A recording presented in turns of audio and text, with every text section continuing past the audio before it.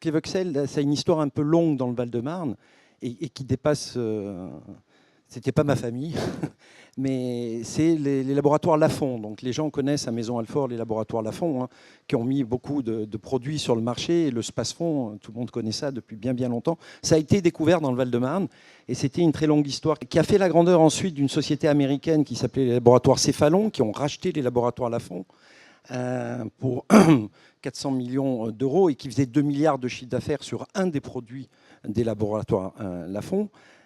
Et puis, les laboratoires Céphalon ont été rachetés par un grand laboratoire spécialisé dans le générique, les laboratoires Teva, et qui, dans le cadre de sa restructuration, suite au rachat, a décidé, comme souvent, de ne pas conserver le site dans son périmètre et donc de fermer ce site-là. La logique qui nous a animés avec les cadres de l'entreprise, c'était de dire il faut arrêter de détruire du savoir-faire et de la valeur ajoutée. Aujourd'hui, on est dans des métiers, mon prédécesseur l'a bien mis en évidence, on est dans des métiers de création de valeur et de savoir-faire qui sont très spécifiques. Donc on a proposé à Teva de reprendre gentiment le site et de redémarrer une nouvelle activité avec un nouveau business model qui était un peu novateur. L'idée était, en fin de compte, de faire un pont entre la recherche académique, les biotech, et l'industrie pharmaceutique qui se recentre aujourd'hui sur les phases cliniques et le rachat de médicaments à ces stades-là pour réduire ses risques et avancer plus vite pour son portefeuille produit. Et donc de faire ce pont entre ces deux métiers, parce que notre métier à nous, c'était vraiment le métier intermédiaire, le métier de développeur, c'est-à-dire de passer de l'étape où on soigne des souris à l'étape où on va soigner des hommes. Donc c'est vraiment un métier très particulier. Et pour ça, on a proposé à Teva, au lieu de donner de l'argent aux gens et de payer pour qu'ils aillent au chômage, de nous le donner et de nous permettre de démarrer cette activité-là. Donc ils ont eu la gentillesse de nous donner 27 millions d'euros en cadeau. Donc comme quoi, les gens peuvent faire des choses.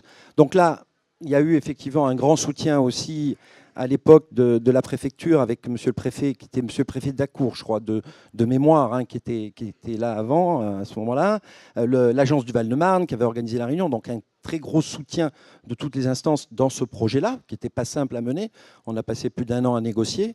Et puis, on a démarré notre activité et l'idée était maintenant d'investir, et d'investir en nature, c'est-à-dire qu'on prend des participations sur des sociétés qui ont des produits innovants, et on développe ces molécules-là, on investit 4, 5, 6 millions d'euros en nature, avec l'argent qu'on a eu de Teva, pour développer ces molécules et pour les revendre ensuite à l'industrie pharmaceutique. Alors c'est des modèles un peu risqués, bien évidemment. On est aujourd'hui bien constitué, on s'est bien développé. On parlait tout à l'heure de la Chine, on a réussi à avoir un contrat avec un des leaders en Chine de l'industrie pharmaceutique, et ça en moins de 18 mois. On a 3 projets en place, on a plus d'1 million d'upfront, 5% de royalties sur les ventes.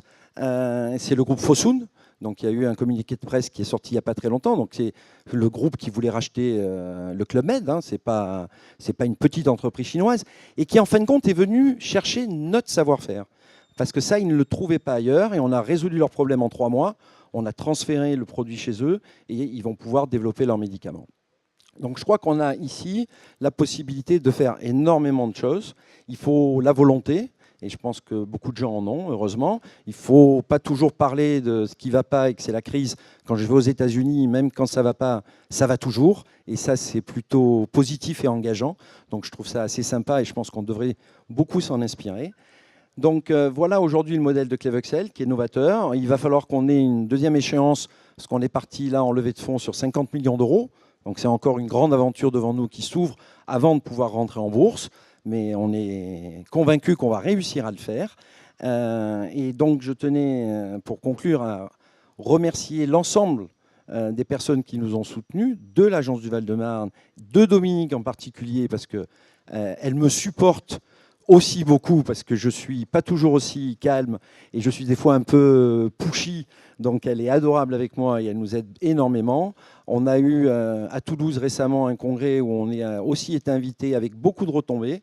On était au milieu de Elf, de toutes grandes sociétés, parce que nous, on est une toute petite, la TTPE, là, je ne sais pas comment on peut dire, avec 65 personnes. On a démarré à 40, on est 65.